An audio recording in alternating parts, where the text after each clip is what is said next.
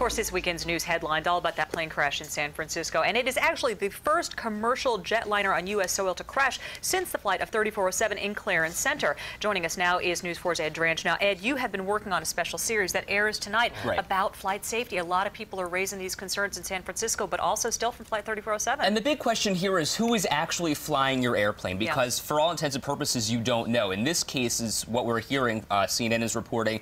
We've reported also that the person who was flying this Asiana Jet 214 was only skilled with about 43 hours in the cockpit of a 777, which is huge because he really didn't have that much experience. Almost similar to Marvin Renslow, who only had about 108 hours in the Q400 when he crashed over Clarence Center about 4.5 years ago. So there are some eerie similarities to both these crashes. Obviously, though, we need to make the distinction that it was an international jet versus a regional jet here in Clarence Center. But the regional jets, that's really what the focus is on of my piece tonight.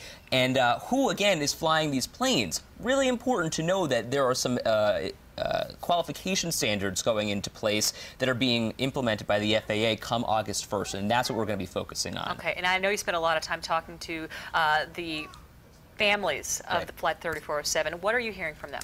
There's a lot of mixed opinion about all of this. You know, on one hand, they're so happy that this is actually going to be implemented, that the FAA is actually finally doing something. Because, mind you, these deadlines have been missed for the last year or so. So this is finally coming into play, and, you know, it's all off of their efforts. So they're happy that's happening, but there's more to come. So are the skies safer?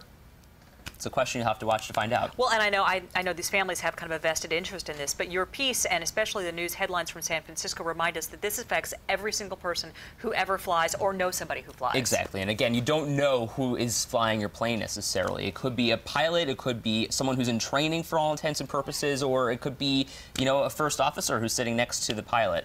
So something to keep our eyes on. And you can always ask who is flying, what your qualifications are to be flying this plane. And that's what your right is as a passenger on any airline. But, you know, again, it's something important that everyone needs to know. All right. I know you've done your research. I look forward to seeing your piece. That story airs tonight on News 4 at 6. Ed's special assignment. You can see that tonight. And, of course, you can also follow up online with your comments, your questions, and more. We're going to send things now over to Emily Lenihan and the .com check.